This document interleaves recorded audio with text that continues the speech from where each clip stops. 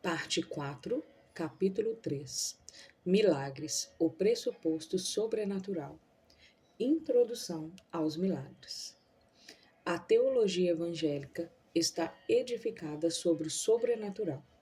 O nascimento virginal de Cristo, o seu ministério cheio de milagres, a sua ressurreição física dos mortos e a sua ascensão corpórea ao céu são apenas alguns dos numerosos milagres essenciais para o cristianismo bíblico. O sobrenatural é um pressuposto tão importante para a teologia ortodoxa que, sem ele, o cristianismo histórico ruiria. Para citar o apóstolo Paulo: "E se Cristo não ressuscitou, logo é vã nossa pregação, e também é vã vossa fé. E assim somos também considerados como falsas testemunhas de Deus. E se Cristo não ressuscitou, é vã a vossa fé, e ainda permaneceis nos vossos pecados. E também os que dormiram em Cristo estão perdidos." 1 Coríntios capítulo 15, versículos 14 a 18. Antes que um milagre possa ser identificado, sem entrarmos no mérito da verificação da veracidade deste milagre, o que obviamente deve ser feito, ele precisa ser definido. Não existe modo de descobrir o milagre a menos que saibamos o que procuramos. Os teólogos têm definido os milagres de duas maneiras diferentes. Duas definições para milagres. Historicamente, os milagres têm sido definidos em sentido rígido ou moderado, seguindo a linha de Agostinho. Alguns descrevem o milagre como sendo um prodígio, que não é contrário à natureza, mas contrário ao nosso conhecimento da natureza. O problema com esta visão moderada dos milagres é que o evento pode não ser, de forma alguma, sobrenatural.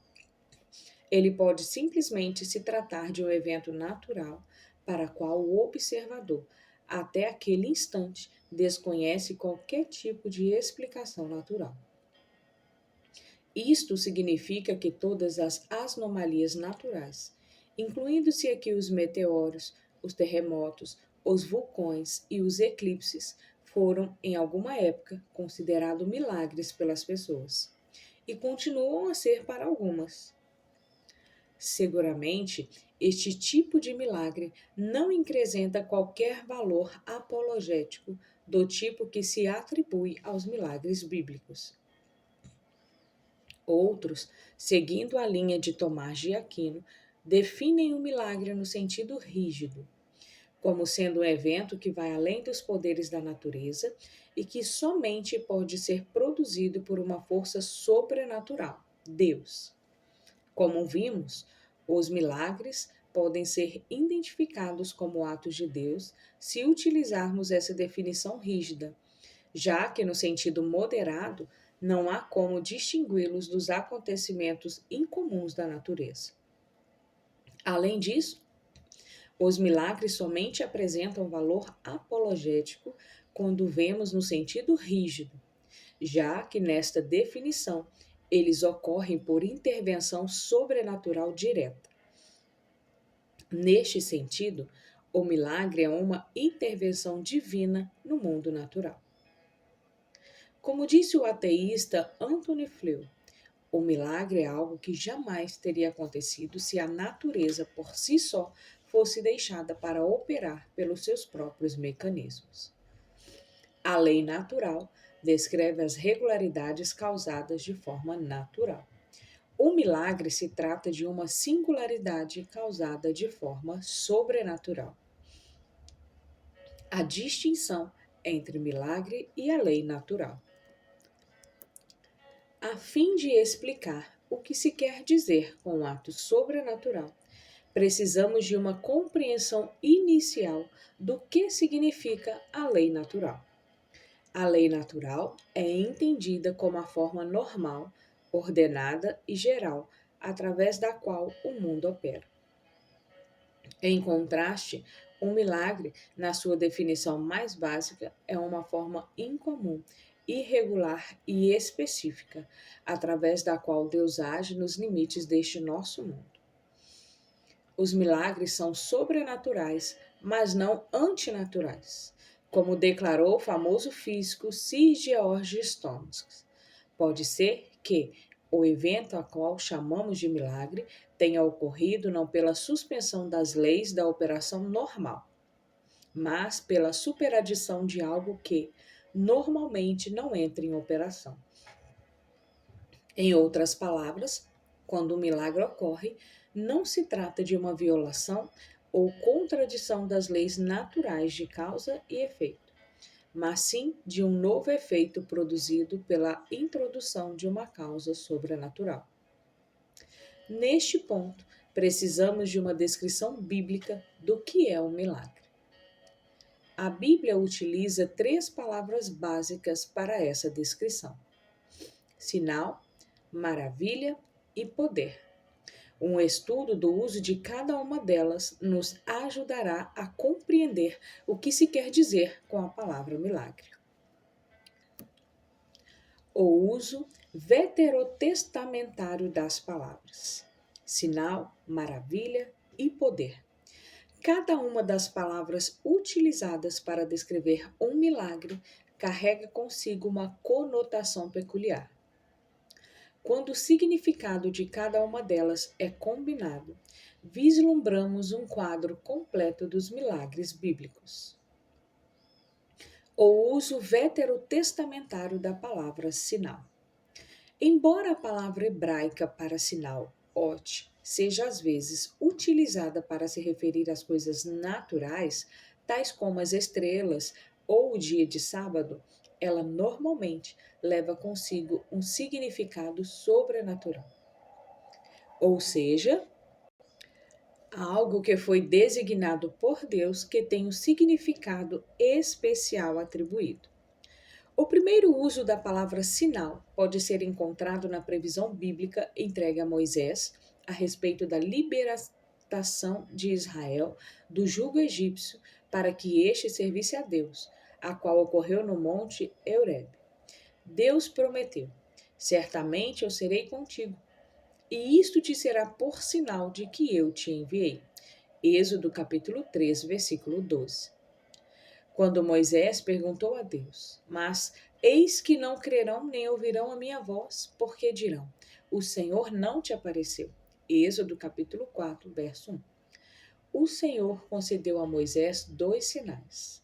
A sua vara se transformou em uma serpente e a sua mão contraiu lepra de forma instantânea. Estes sinais foram dados para que creiam que te apareceu o Senhor, o Deus de seus pais. Êxodo capítulo 4, verso 5. Deus disse: se eles não te crerem, nem ouvirem a voz do primeiro sinal, crerão a voz do derradeiro, segundo sinal. Moisés fez os sinais perante os olhos do povo, e o povo creu. E ouviram que o Senhor visitava os filhos de Israel e que via a sua aflição, e inclinaram-se e adoraram. Êxodo capítulo 4, versos 30 e 31. De fato, Deus assegurou a Moisés: eu, porém, endurecerei o coração de Faraó e multiplicarei na terra do Egito os meus sinais e as minhas maravilhas. Então, os egípcios saberão que eu sou o Senhor, quando estender a mão sobre o Egito e tirar os filhos de Israel do meio deles.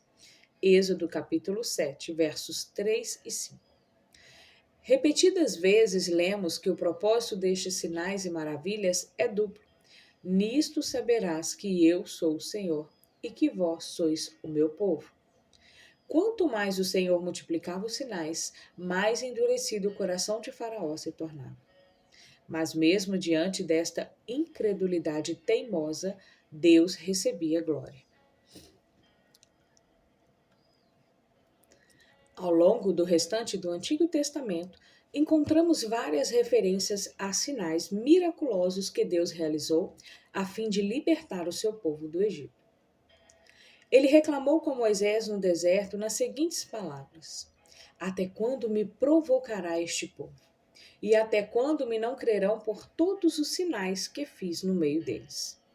Moisés desafiou Israel perguntando se algum Deus alguma vez já havia tomado para si um povo do meio de outro povo, com provas, com sinais e com milagres, e com peleja, e com mão forte, e com o braço estendido, e com grandes espantosos, conforme tudo quanto o Senhor vosso Deus vos fez no Egito aos vossos olhos. Deuteronômio capítulo 4, verso 34.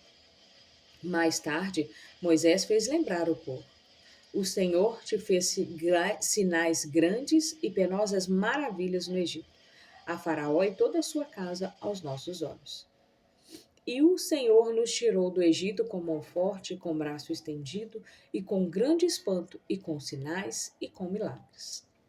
No relato bíblico, muitas vezes, os sinais são dados aos profetas como forma de confirmação do seu chamado divino. Já vimos as credenciais miraculosas de Moisés. Gideão perguntou a Deus: dá-me um sinal de que és o que comigo falas. Juízes capítulo 6, verso 17. Deus respondeu com fogo miraculoso que consumiu a oferta de Gideão. Deus também confirmou sua presença para Eli, ditando previsões miraculosas a respeito da morte dos seus filhos.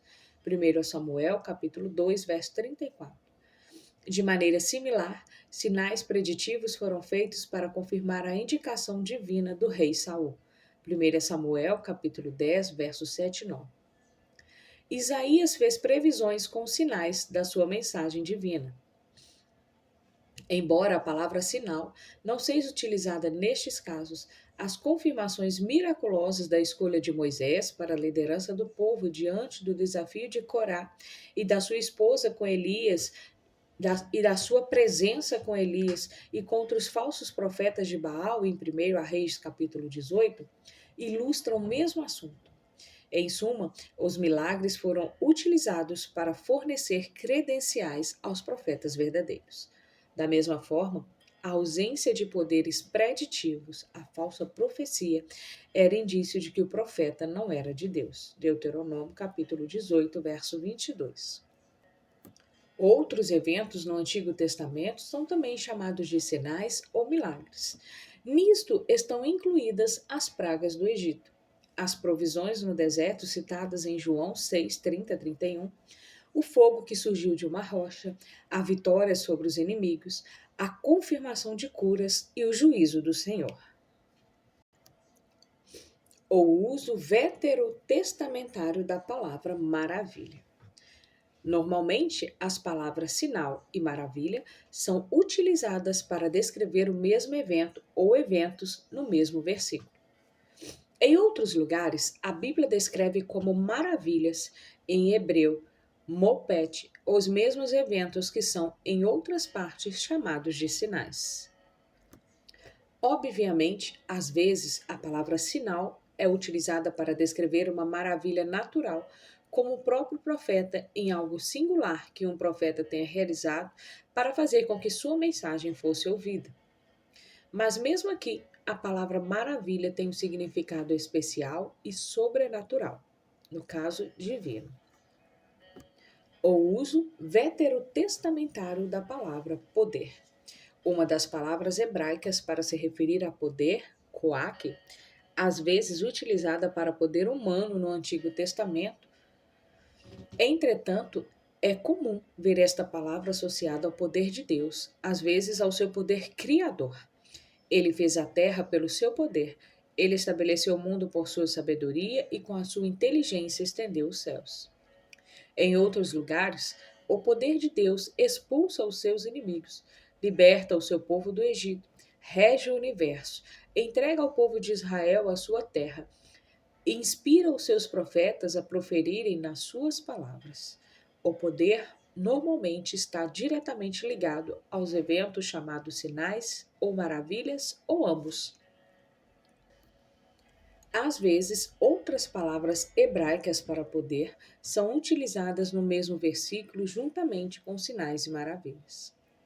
Moisés fala da libertação do povo de Israel com sinais e com milagres e com mão forte. O uso neotestamentário das palavras sinal, maravilha e poder. A utilização destas três palavras básicas que se referem a milagres no Novo Testamento segue o mesmo paralelo que encontramos no Antigo Testamento. O uso neotestamentário da palavra sinal. No Novo Testamento, a palavra sinal, no grego semeion, é utilizada 77 vezes, sendo 48 delas nos evangelhos. Ela ocasionalmente se refere a eventos corriqueiros, tais como a circuncisão ou um bebê envolto em panos. Aqui, novamente, estes sinais têm um significado divino especial, mas a palavra é mais frequentemente reservada para o que chamamos de milagre. Muitas vezes ela se refere aos milagres de Jesus, tais como uma cura, a transformação de água em vinho, a ressurreição de um morto. Da mesma forma, os apóstolos realizaram milagres de cura, sinais e grandes maravilhas. E sinais e prodígios, muitas maravilhas e sinais se faziam pelos apóstolos. Até mesmo as autoridades judaicas diziam: que havemos de fazer a estes homens? Porque a todos os que habitam em Jerusalém é manifesto que por eles foi feito um sinal notório e não o podemos negar. A palavra sinal é também utilizada para se referir ao milagre mais significativo do Novo Testamento, a ressurreição de Jesus Cristo. A ressurreição não foi somente um milagre, mas também um milagre predito por Jesus. Jesus disse à geração incrédula que o ouvia: uma geração má e adúltera pede um sinal. Porém, não se lhe dará outro sinal, senão do profeta Jonas. Pois como Jonas esteve 3 dias e 3 noites no ventre da baleia, assim estará o Filho do Homem 3 dias e 3 noites no seio da terra. Mateus capítulo 12, versos 39 e 40. As pessoas também pediram um sinal para Jesus em Mateus 16, e naquela ocasião, ele simplesmente repetiu a certeza de que tinha de sua ressurreição. O uso neotestamentário da palavra maravilha. A palavra maravilha, no grego feras, é utilizada 16 vezes no Novo Testamento e quase sempre se refere a milagres. De fato, em cada uma das ocorrências, ela é utilizada em combinação com a palavra sinal. Ela se refere a eventos sobrenaturais que antecederão a segunda vinda de Cristo, aos milagres de Jesus, aos milagres dos apóstolos, aos milagres de Estevão, aos milagres de Moisés no Egito, aos milagres de Paulo. Teras significa um sinal miraculoso, um prodígio, um portento, um presságio, uma maravilha. Essa palavra traz consigo a ideia de algo que é tremendo e estonteante. O uso neotestamentário da palavra poder. A palavra poder, do grego dunamis, é utilizada em várias ocasiões no Novo Testamento. Ela é ocasionalmente utilizada para se referir ao poder ou à habilidade humana. E às vezes é utilizada para se referir aos poderes espirituais satânicos. A exemplo do seu correspondente no Antigo Testamento, o termo neotestamentário para poder é normalmente traduzido como milagre. Dunamis é utilizado em combinação com sinais e maravilhas, Hebreus capítulo 2, verso 4, para se referir aos milagres de Cristo, ao poder da ressurreição dos mortos, ao nascimento virginal de Cristo, aos dons especiais de milagres, ao derramamento do Espírito Santo no Pentecostes e ao poder do Evangelho para salvar os pecadores. A ênfase da palavra está no aspecto de energização divina que envolve um evento miraculoso. A natureza teológica de um milagre. Cada uma destas três palavras que se refere a eventos sobrenaturais, sinal, maravilha e poder, delineiam o aspecto do milagre. Um milagre é um evento incomum, maravilha, que transmite e confirma uma mensagem incomum, sinal, por intermédio de uma habilidade incomum, poder. Do ponto de vista divino privilegiado, o milagre é um ato de Deus, poder, que atrai a atenção do povo de Deus, maravilha, para a palavra de Deus por meio de um sinal.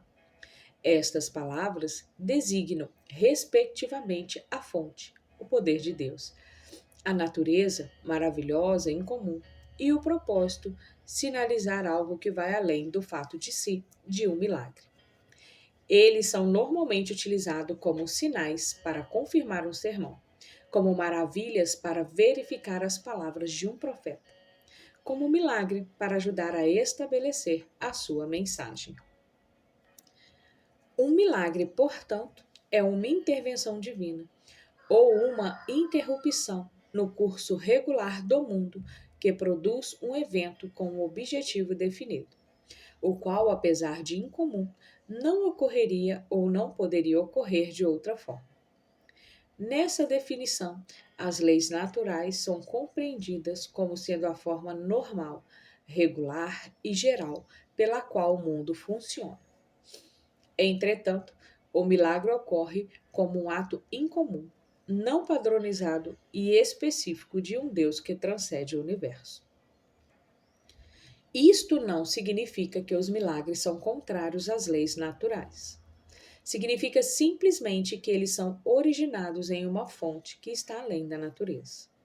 Em outras palavras, os milagres não violam as leis naturais da causa e efeito. Eles simplesmente têm uma causa que transcende a natureza. O propósito dos milagres. A Bíblia informa que pelo menos 3 propósitos para o milagre. 1. Glorificar a natureza de Deus. 2. Confirmar as credenciais de certas pessoas na posição de porta-vozes de Deus. E 3. Propiciar evidências para que haja fé em Deus. Obviamente, nem todas as pessoas acreditam que um evento assim seja um ato de Deus, mesmo tendo testemunhado o milagre. Mas neste evento, de acordo com o Novo Testamento, o milagre é uma testemunha contra elas.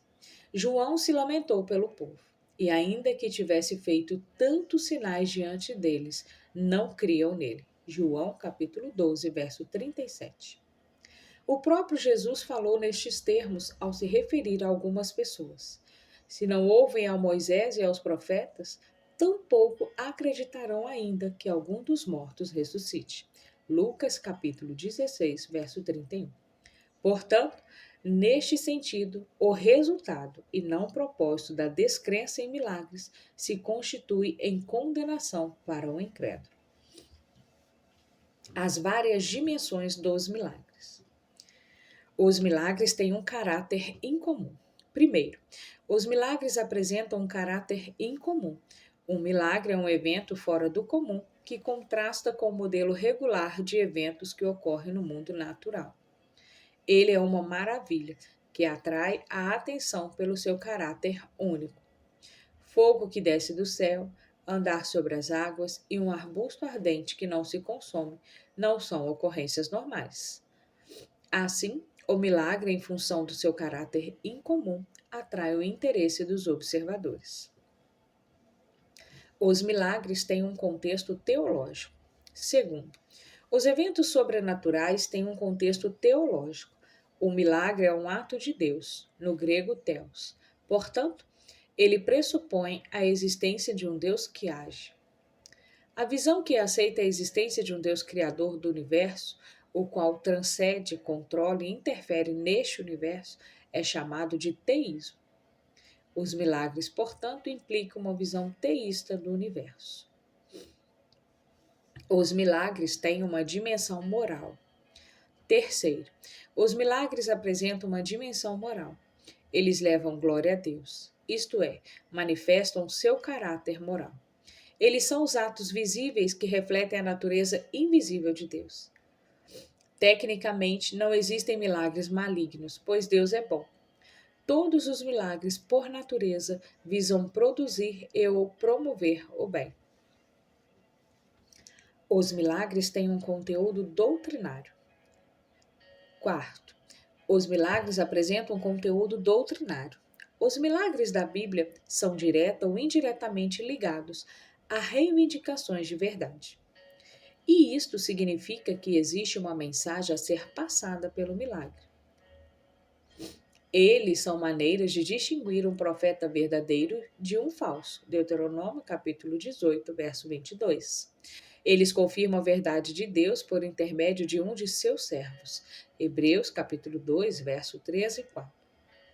Um milagre é o sinal que confirma a pregação, uma nova revelação e a confirmação divina caminham de mão dadas. O milagre tem um aspecto teológico. Finalmente, os milagres da Bíblia apresentam seu aspecto teleológico.